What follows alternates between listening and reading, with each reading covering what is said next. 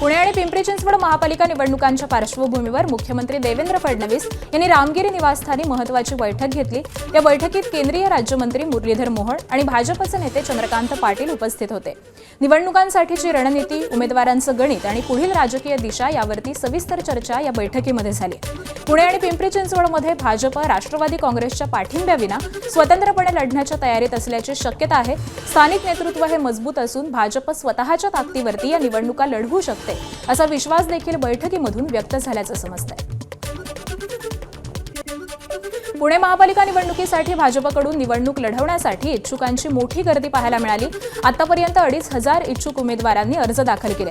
आजपासून त्यांच्या मुलाखती घेण्यास सुरुवात होणार आहे। सकाळी 11:30 वाजता मुलाखतींना सुरुवात होणार आहे। भाजपचे पुण्यातील स्थानिक नेते आणि पदाधिकारी या मुलाखती घेणार आहेत। तर कालपर्यंत या सगळ्या नेत्यांनी आणि पदाधिकाऱ्यांनी प्रत्येक प्रभागाचा आढावा घेतला। त्यासाठी प्रत्येक प्रभागामधून काही कार्यकर्ते, माजी नगरसेवक आणि इच्छुक यांना बोलवून प्रभागाची 2017 मधली स्थिती आणि आता यामध्ये काय बदल झाले आहेत याची माहिती देखील घेण्यात आली। सोबतच भौगोलिक स्थिती, राजकीय वातावरण याची देखील माहिती घेण्यात आली।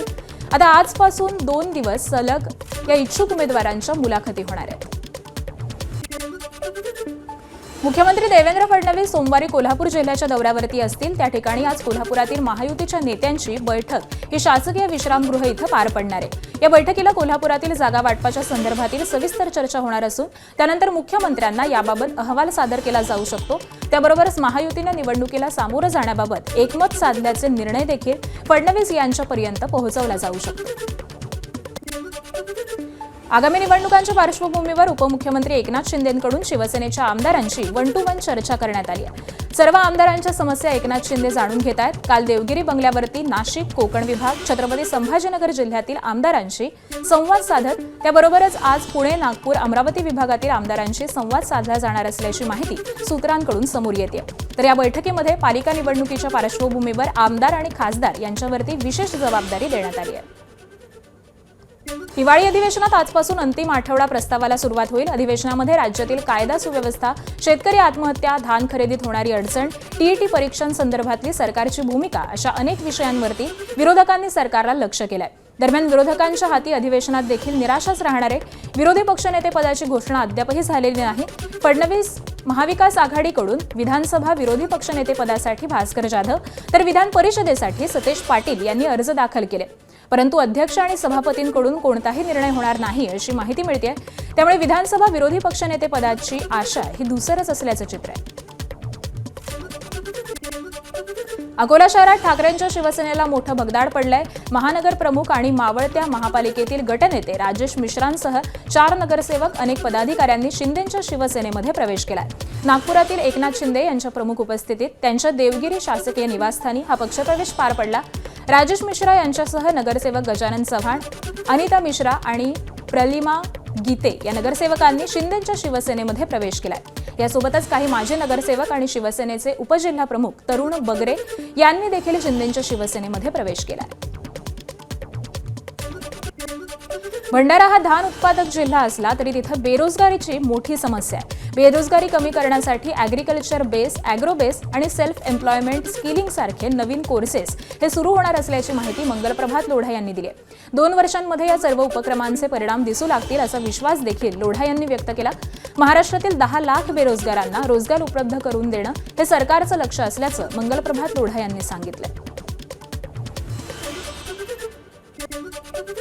बीडच्या मस्साजोगचे सरपंच संतोष देशमुख यांच्या हत्याकांडामध्ये वाल्मिक कराड हाच मुख्य सूत्रधार असल्याचा युक्तिवाद मुंबई उच्च न्यायालयाच्या औरंगाबाद खंडपीठातील मुख्य सरकारी वकिलांनी केला। हत्याकांडाशी संबंध नसून गोवण्यात आल्याचा युक्तिवाद करत कराडच्या वतीनं खंडपीठामध्ये जामीन अर्ज दाखल करण्यात आला। त्यावरील सुनावणीवेळी ॲडव्होकेट गिरासे यांनी युक्तिवाद केला। या प्रकरणाची उर्वरित सुनावणी ही 19 डिसेंबरला होणार आहे। सरपंच संतोष देशमुखांच्या हत्येप्रकरणी पुढील सुनावणी 19 डिसेंबरला होईल। सरकारी पक्षाकडून आरोप निश्चितीबाबत जोरदार युक्तिवाद करण्यात आला। मात्र आरोपीच्या वकिलांना सरकारी पक्षाकडून काही पुरावे आणि कागदपत्रांची पूर्तता न झाल्यानं वेळ वाढवून हा मागवण्यात आला। महाराष्ट्र ग्लोबल कॅपॅबिलिटी सेंटर अग्रगण्य ठरत असून राज्याचे नवीन ग्लोबल कॅपॅबिलिटी धोरण हे उच्च मूल्याच्या आणि कौशल्य आधारित रोजगार निर्मितीस चालना देणार असल्याचं मुख्यमंत्री देवेंद्र फडणवीस यांनी स्पष्ट केलं।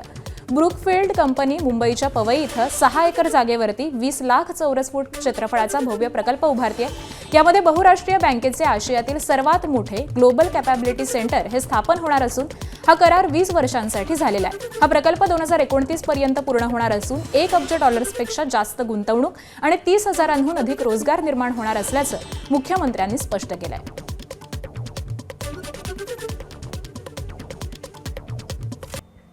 भाजपसोबतच शिवसेनेचाही नवाब मलिकांना विरोध असल्याचं दिसतंय। नवाब मलिकांवरती गंभीर आरोप असल्यामुळे कोणत्याही पद्धतीने त्यांची साथ घेणार नाही अशी ठाम भूमिका भाजपच्या मुंबई अध्यक्षांनी कालच जाहीर केली। हीच भूमिका शिवसेनेच्या नेत्यांची देखील आहे।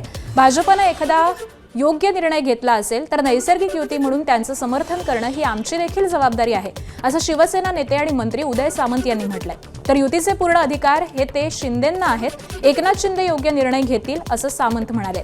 तर या विषयावरती राष्ट्रवादीचे प्रवक्ते सोडले तर स्वतः नवाब मलिक, अजित पवार, तटकरेंसारखे मोठे नेते मात्र मौन बाळगून असल्याचंच दिसतंय।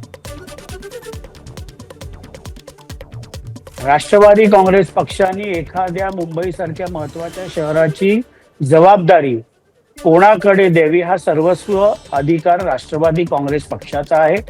नवाब मलिक यांच्यावर आरोप झालेत, त्या आरोपांची सखोल चौकशी चालू आहे। कुठलाही आरोप त्यांच्यावर आजपर्यंत सिद्ध झालेला नाही। राष्ट्रवादी काँग्रेस पक्षाची स्पष्ट भूमिका आहे की राष्ट्रवादी काँग्रेस पक्षाचे नेते नवाब मलिक यांच्यावर आरोप झालेत, त्या आरोपांची चौकशी चालू आहे आणि त्यातला कुठलाही आरोप आतापर्यंत सिद्ध झालेला नाही। ही भूमिका आमची देखील राहणार आहे, कारण शेवटी भाजपाने एखादा जर योग्य निर्णय घेतलेला असेल तर त्याचं समर्थन करणं हे नैसर्गिक युती म्हणून आमची देखील जबाबदारी आहे। परंतु मगाशीच जे मी सांगितलं की पूर्ण युतीचे अधिकार जे आहेत ते माननीय शिंदेसाहेबांवर आहेत आणि शिंदेसाहेब योग्य तो निर्णय घेतील। आमच्याकडे काय आमच्याकडनं 2-4 लोकांनी तिकीटं फायनल करायची, 3-4 लोकांनी अजून काही वाटाघाटी करायचा अशातला भाग नाही। स्वतः एकनाथ शिंदेसाहेबच निर्णय घेतात आणि तो निर्णय आम्हाला सगळ्यांना मान्य आहे। पुणे महापालिका निवडणुकीसाठी भाजपकडून निवडणूक लढवण्यासाठी इच्छुकांची मोठी गर्दी पाहायला मिळाली। आतापर्यंत 2,500 इच्छुक उमेदवारांनी अर्ज घेतलेले आहेत। गेल्या काही दिवसांपासून नाशिकमधील तपोवन वृक्षतोडीचा मुद्दा हा राज्यात गाजतोय। कुंभमेळ्यासाठी तपोवनमधील शेकडो वृक्ष तोडण्याचा निर्णय हा प्रशासनानं घेतलाय। मात्र वृक्षतोडीला पर्यावरण प्रेमी आणि राजकीय पक्षांनी विरोध केलाय, त्यासाठी आंदोलन देखील करण्यात आलंय। त्यामुळे आता राष्ट्रीय हरित लवादानं तपोवनमधील वृक्षतोडीला स्थगिती दिली आहे। वृक्षतोडीसाठी हरित लवादानं 15 जानेवारीपर्यंत स्थगिती दिली आहे। कायदेशीर प्रक्रिया पूर्ण होईपर्यंत वृक्षतोडीला स्थगिती देत असल्याचं राष्ट्रीय हरित लवादानं स्पष्ट केलंय। एनजीटीने नक्की काय म्हटलंय? वृक्ष तोडायचेच नाहीत असं म्हटलंय की काही प्रक्रिया पूर्ण करेपर्यंत ही स्थगिती आहे? एक गोष्ट याच्यामध्ये आपण लक्षात घेतली पाहिजे की हा काही अंतिम न्यायनिवाडा नाही आहे, हा एक अंतरिम आदेश आहे। आणि या अंतरिम आदेश आम्ही विनंती करण्याचं कारण असं आहे की कुठलीही प्रक्रिया न राबवता प्रक्रिया राबवली आहे असं दाखवून वृक्षतोडीचा जो घाट तिथे घातलेला आहे तर त्याला कुठेतरी मोडीत काढणं आणि कायदेशीर प्रक्रिया पूर्ण होईल व त्यानंतरच आवश्यकता असेल तर वृक्षतोड व्हावी या अपेक्षेनं आम्ही हरित लवादाकडे याचिका दाखल केलेली आहे। कधीपर्यंत ही स्थगिती आहे? तुर्तास तरी पुढची तारीख ही 15 जानेवारी दिलेली आहे, त्यामुळे 15 जानेवारीपर्यंत तर ही स्थगिती आहेच आहे। तपोवनातील जागेवरच साधुग्राम उभं राहावं अशी भूमिका महंत सुधीरदास पुजारी यांनी मांडली होती। मात्र आता त्र्यंबकेश्वरच्या आनंद आखाड्याचे महंत गणेश बाबा यांनी तपोवनाला भेट देऊन पर्यावरण प्रेमींच्या लढ्याला पाठिंबा दिला। तपोवनातील झाडं तोडू नयेत, वृक्ष तोडण्याचा अट्टहास कोणाचाच नाही, साधू अनुष्ठान झाडाखाली किंवा काही अंतरावरून देखील करू शकतात अशी भूमिका मांडल्यानं साधूंमध्ये 2 गट पडण्याची शक्यता आहे। तर याआधीच निर्वाणी आखाड्याचे महंत सुधीरदास पुजारी यांनी साधुग्राम आहे त्याच ठिकाणी होईल अशी भूमिका मांडली होती।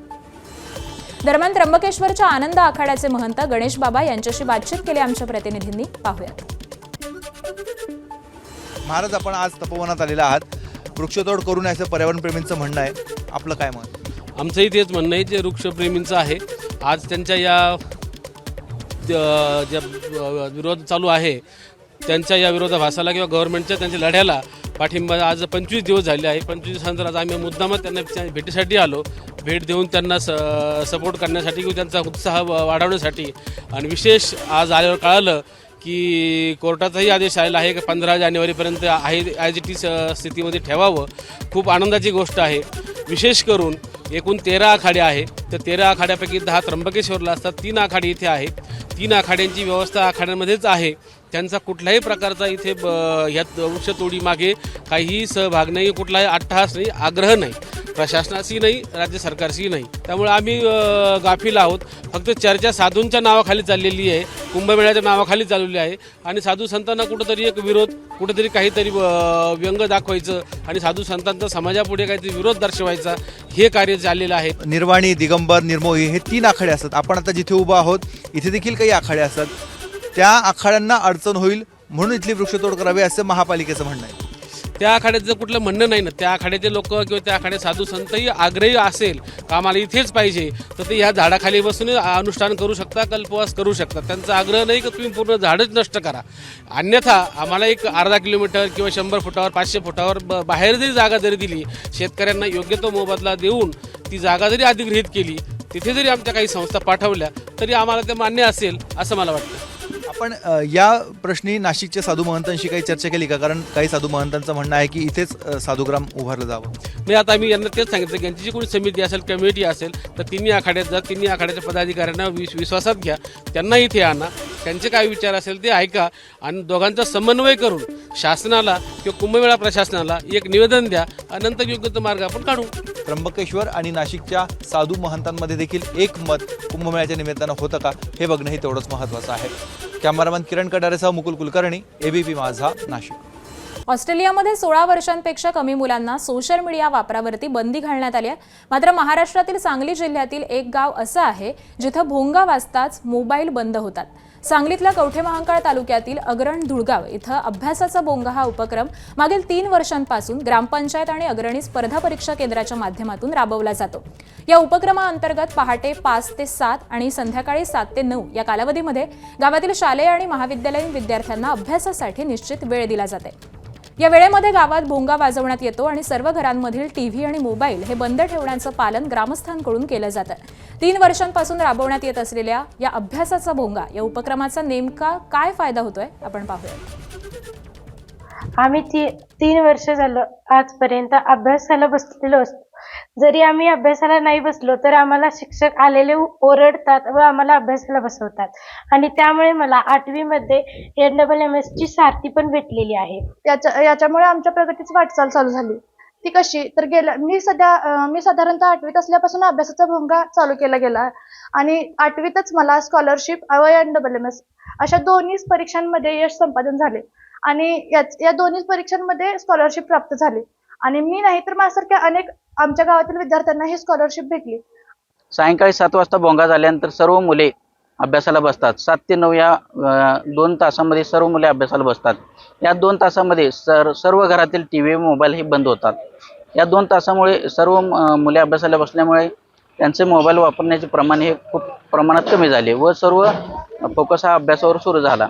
आज या अभ्यासिकेचे 3 वर्ष पूर्ण झाल्यानंतर गावामध्ये पाहिलं तर 3 वर्षामध्ये 53 मुलांना नॅशनल स्कॉलरशिप मिळालेली आहे. त्याचबरोबर प्रत्येक वर्षी आमच्या केंद्रामध्ये 10वी बोर्डामध्ये पहिले विद्यार्थी हे पहिले 3 क्रमांक हे अग्रण धुळगावचेच आहेत. भोंगा वाजला की मुले आता आवडीने घरी येतात व 7 ते 9 मध्ये अभ्यास करतात. TV मोबाईल बंद ठेवतात. TV लाव किंवा मोबाईल लाव असा हट्ट करत नाहीत. तेव्हापासून मुलांमध्ये एक भोंगा वाजला का उत्साह निर्माण झालाय की या टायमात जाऊन अभ्यास करायचा. 7च्या आधी स्वयंपाक आवरून आम्ही मुलांच्या बरोबर, ह्या लहान असल्यामुळं बसावं लागतं थोडं, आम्ही पण लक्ष देतो आणि मोबाईल आणि टीव्हीवर पूर्णपणे आम्ही 7 ते 9 का होईना पण पूर्णपणे आम्ही बंदी घातलेलीच आहे. घरी नाहीच आम्ही स्वतःच वापरत नाही, त्यामुळं मुलं पण आता त्यांना आवड निर्माण झाली अभ्यासाची. सांगलीतल्या जत तालुक्याची विभागणी करून तालुक्यातील संख हा वेगळा तालुका जाहीर करावा या मागणीसाठी ग्रामस्थांनी बेमुदत आमरण उपोषण सुरू केलंय. संखमधील छत्रपती शिवाजी महाराज चौकामध्ये नागरिकांनी आंदोलन सुरू केलंय. संख तालुका जाहीर करावा यासह मौजे उमदी इथं अपर तहसीलदार कार्यालय स्थापन करण्याचा प्रस्ताव कायमस्वरूपी रद्द करावा. संख येथील विद्यमान महसूल मंडळ आणि सेवा कायम ठेवून कार्यालय संख इथं स्थिर करावं. संखमध्ये तात्काळ पोलीस स्टेशन मंजूर करावं. संख इथं दुय्यम निबंधक कार्यालय तातडीनं सुरू करावं. कृषी विभाग कार्यालय स्वतंत्रपणे सुरू करावा अशी मागणी या बेमुदत आमरण उपोषणाच्या माध्यमातून संख परिसरातील ग्रामस्थांकडून करण्यात येते. सांगलीतल्या जत तालुक्याला देवभूमी घोषित करा. भाजपा आमदार गोपीचंद पडळकर यांनी ही लक्षवेधी मांडलेली आहे. धार्मिक पर्यटनासाठी विशेष निधी देण्याचीही मागणी करण्यात आलेली आहे. तर जत तालुक्यामध्ये अनेक शक्तिपीठ असल्यानं दुष्काळी चित्र हे बदला. त्याबरोबरच धार्मिक पर्यटन सुरू झाल्यास जतच्या विकासास मदत होईल असं देखील पडळकरांचं म्हणणं आहे. गोपीचंद पडळकरांचा लक्षवेधी सूचनेमधून असा दावा आहे.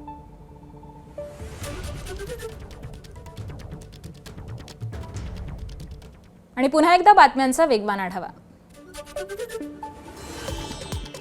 माजी केंद्रीय गृहमंत्री आणि काँग्रेसचे ज्येष्ठ नेते शिवराज पाटील साकूरकर यांच्या पार्थिवावरती आज अंत्यसंस्कार केले जाणार आहेत. लातूर शहरातील वरवंटी शिवारामध्ये सकाळी 11 वाजता अंत्यसंस्कार केले जातील.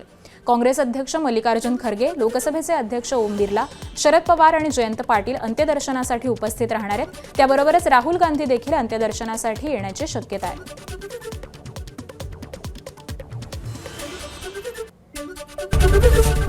एबीपी माझा, उघडा डोळे बघा नीट.